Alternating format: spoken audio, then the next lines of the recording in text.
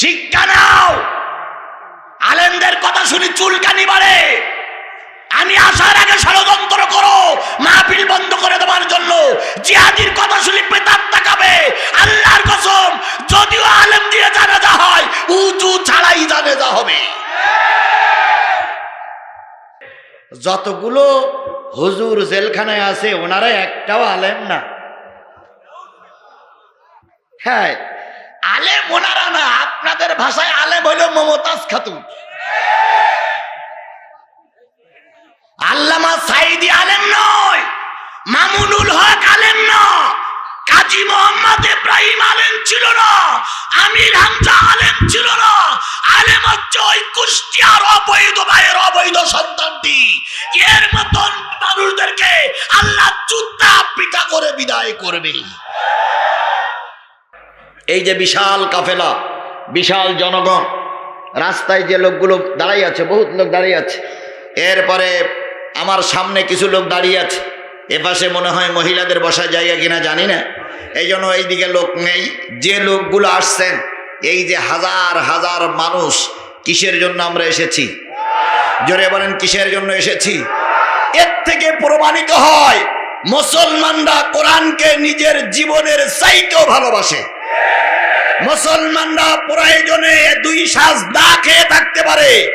মুসলমানরা প্রয়োজনে নিজের সন্তানের লাশ কাঁধে করে কবরে নিয়ে যেতে পারে। মুসলমানরা প্রয়োজনে স্ত্রী বিধবা করতে পারে। মুসলমানরা প্রয়োজনে মায়ের কোল খালি করতে পারে। কিন্তু মুসলমানরা কোরআন থেকে এক সেকেন্ডের জন্য দূরে থাকতে পারে না।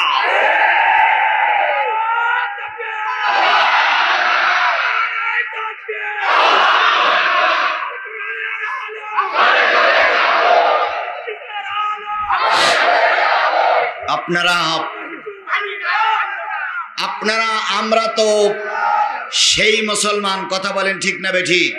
আমার ভাইরা, মুসলমান এমন একটা সম্প্রদায়, আরবে যদি কোনো মুসলমান অপমানিত হয়, বাংলার মুসলমানের হৃদয়ে আঘাত লাগে। আমেরিকায় যদি কোনো মুসলমানের উপর অত্যাচার হয়, বাংলাদেশের মুসলমানেরা চুপচাপ বসে থাকে না।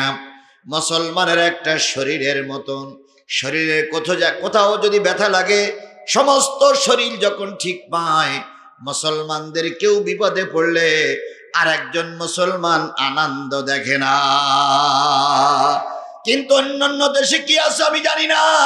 আমার বাংলাদেশের কিছু মুসলমান আছে, মুসলমানরা যখন নির্যাতিত হয় তখন কিছু মুসলমান আনন্দ দেখে।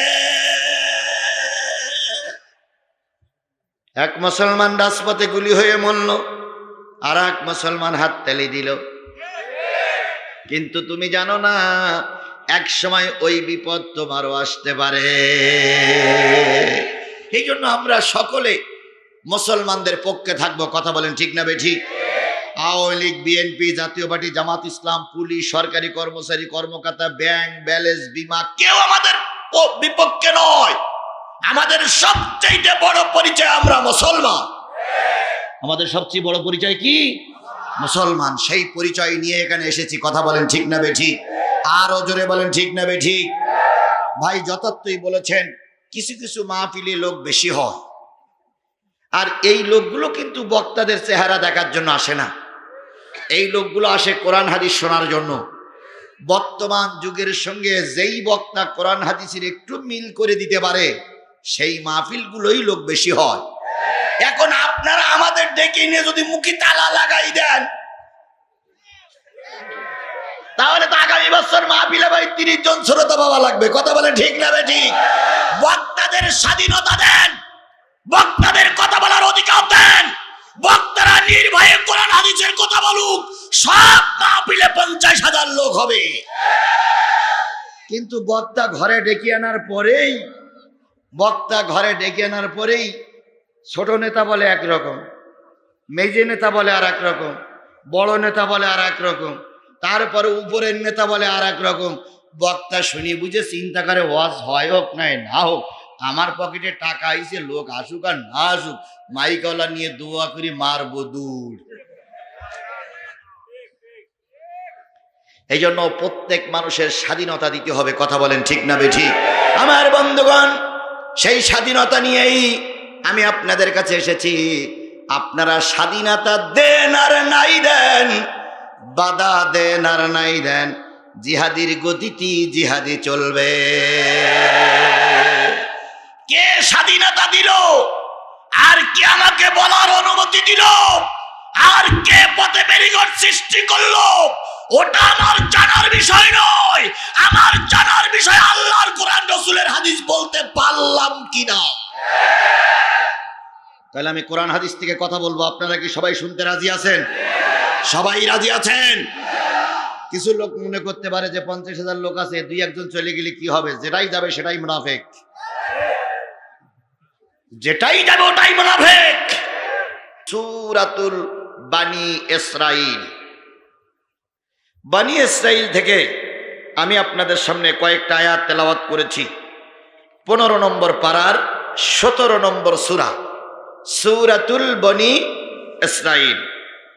আমি বনি ইসরাইলের 77, 78, 79, 80 চারটা আয়াত পড়েছি। এই চারটা আয়াতের পরে ভিত্তি করে আজকের কথা, এই কথাগুলো বলবো আমি আজকে 12টা পর্যন্ত। তাহলে কোরআনের আলোচনা হোক, সবাই কি শুনতে রাজি আছেন? আল্লাহ আপনাকে আমাকে কবুল করুক, সকলে বলুন আমিন। বন্ধুগণ, এই সমাজ সরকার কোরআনের বিপক্ষে নয়, এটা আমরা মানি, কিন্তু সরকারের কিছু দালাল আছে, এরা কোরআনের বিপক্ষে। বিবর্তনবাদ, মানুষ এসেছে বানরের থেকে। এই যে বানরের থেকে বইটা সর্বপ্রথম প্রধানমন্ত্রীকে পড়িয়ে শোনানো হয়েছে। প্রধানমন্ত্রী অনুমতি না দিলে এই বই ক্লাসে ঢুকিনি। তাহলে আজকে প্রধানমন্ত্রী এটা জানে না, এ কথা তো আমরা মেনে নিতে পারি না। প্রধানমন্ত্রীর জানানোর পরেই তো বইটা ক্লাসে এসেছে। হয়তো প্রধানমন্ত্রী অন্তরের কান দিয়ে শুনেননি, হয়তো তিনি ব্যস্ততা থাকার কারণে এইটা গবেষণা করার সুযোগ পাননি। এখন যখন আলোচনা হচ্ছে, প্রধানমন্ত্রীর কাছে অনুরোধ, বগুড়ার এই মুসলমানদের নিয়ে দয়া করে আপনি বইটা নিয়ে চিন্তা করুন। এরকম মানুষ বানরের থেকে এসেছে। হিন্দুদের নাম কাম হচ্ছে, মুসলমানদের নাম উঠে যাবে মুসলমানদের দেশে। এরকম পাঠ্য পুস্তক আমরা আমাদের বাচ্চাদের শিখাতে চাই না। যে শিক্ষামন্ত্রীরা চালু করেছে ওরে বরখাস্ত করুন। যে সচিব এই বইটা নিয়ে আসছে ওরে বরখাস্ত করুন। তাহলে বুঝবা আপনিও কোরআনের পক্ষে। আর যদি না করেন তাহলে বুঝবা আপনারা যা বলতেছেন মুখের কথা, অন্তরে অন্তরে দাদা বাবু চাচা চাচি খালা খালু সবই ঠিক আছে। যে বনি ইসরাইলদের কথা মনে সবের ভিতরে আলোচনা আছে না, এখানে সকলের কথা আলোচনা হচ্ছে। তার ভিতর থেকে আমি আপনাদের সামনে 77 নম্বর আয়াত তেলাওয়াত করতেছি। আল্লাহ বলতেছেন, সুন্নাত মান কদ আরসালনা ক্বাবলাকা মির রুসুলিনা ওয়ালা তাজিদু লিসুন্নাতিনা তাহবিলা।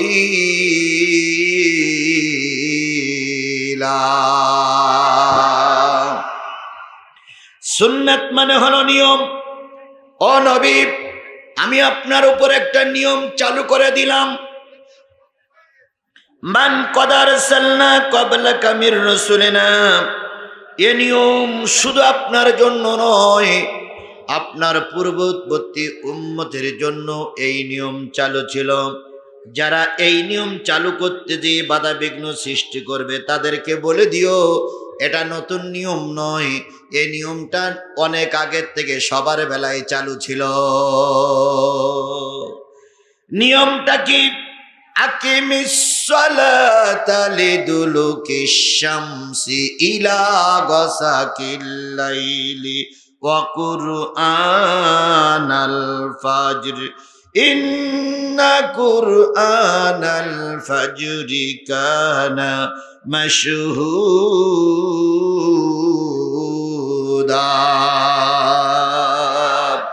সুতরাং আপনি যখন সূর্য ঢলে পড়বে পশ্চিম আকাশে সূর্য ঢলে পড়বে, তখন আপনি সালাত শুরু করুন। ইলা গসাকিল লাইলে, রাত পর্যন্ত সালাত আদায় করুন। কুরআন আল ফাজরি, ফজরে কোরআন তেলাওয়াত করুন। ইন্না কুরআন আল ফাজরি কানা মাশহুদা, আর জেনে নিও ফজরের কোরআন তেলাওয়াত তোমাদের জন্য সাক্ষী হবে। আল্লাহ বললেন, নবী নিয়ম একটা চালু করে দিলাম। এ নিয়ম শুধু তোমার বেলায় ছিল না, আগের নবীদের বেলায়ও। তাহলে বোঝা গেল নামাজ শুধু আমাদের জন্য নয়, সালাত শুধু আমাদের জন্য নয়, আগের লোকদের জন্য সালাত ছিল। কুতিবা আলাইকুমুস সিয়াম কামা কুতিবা আলাল লাযিনা মিন ক্বাবলিকুম, রোজা তোমাদের জন্য ফরজ করা হয়েছে, পূর্ববর্তীদের জন্য ফরজ ছিল। আকিমিস সালাতা সুন্নাতা মান ক্বাদ আরসালনা ক্বাবলাকা মির রাসূলিনা, পূর্ববর্তী নবীদের বেলায় যে নিয়ম ছিল সেই নিয়ম তোমার বেলায় চালু করে দিলাম। তার মানে আগের নবীরাও নামাজি ছিল। সব নবীদের দুটো আমল করতে হয়েছে। কয়টা? একটা হলো কোন নবী বেনামাজি ছিল না, সব নবীরা কি ছিল? নামাজি। আর কোন নবীর মুখে দাড়ি শূন্য ছিল না, সব নবীরাই দাড়ি রেখেছে, কোন নবী দাড়িতে খুল লাগায়নি। সব নবীদের দুইটা কাজ ছিল, একটা হলো নবীরা ছিল কি? নামাজি, আর নবীরা ছিল দাড়িওয়ালা। আজকে আমার সমাজে বিরাট বিরাট নেতা সাজে, নামাজ পড়ে না। কথা বলেন ঠিক লাগবে? ঠিক। এমনও মুফতি সাহেব আছে, যেই মুফতি সাহেব জাতীয় সংসদে বক্তৃতা করে, ওর কথা সমাজে চলে, আলেমদের কথা সমাজে চলে না। আজকে কুষ্টিয়ার এক নেতা বলেছে, আজকেও জাতীয় সংসদে গতকালকের বক্তৃতায়, তার শুনেছি গতকালকের বক্তৃতায় তিনি বলেছেন, যতগুলো হুজুর জেলখানায় আছে ওনারা একটাও আলেম না। হ্যাঁ, আলেম ওনারা না, আপনাদের ভাষায় আলেম হইল মমতাজ খাতুন। আল্লামা সাঈদী আলেম নয়, মামুনুল হক আলেম না, কাজী মোহাম্মদ ইব্রাহিম আলেম ছিল না, আমির হামজা আলেম ছিল না। আলেম হচ্ছে ওই কুষ্টিয়ার অবৈধ ভাইয়ের অবৈধ সন্তানটি। এর মতন মানুষদেরকে আল্লাহ জুতা পিটা করে বিদায় করবে। আমাদের দেশে এক লোক বলেছিল, হুজুররা সব কুকুরির বাচ্চা। কুষ্টিয়ার যে নেতা কালকে বলেছেন যে যারা জেলখানা আছে তারা আলেম না, আমি আপনার জন্য একটা বাণী উচ্চারণ করে যাচ্ছি, আল্লাহর কসম বাংলার জমিনে আপনার জানাজা হবে না। আর জানাজা যদিও হয়, কোন হুজুর জানাজা পড়াবে না, তোমার জানাজা ইমামতি করবে কোন কৃষ্ণ বাবু, রাম বাবু, দাদা বাবু ছাড়া কোন আলেম তোমার জানাজা ইমামতি করবে না। গতকাল আমি সিলেটে প্রোগ্রাম করেছি, সিলেট থেকে প্রোগ্রাম করে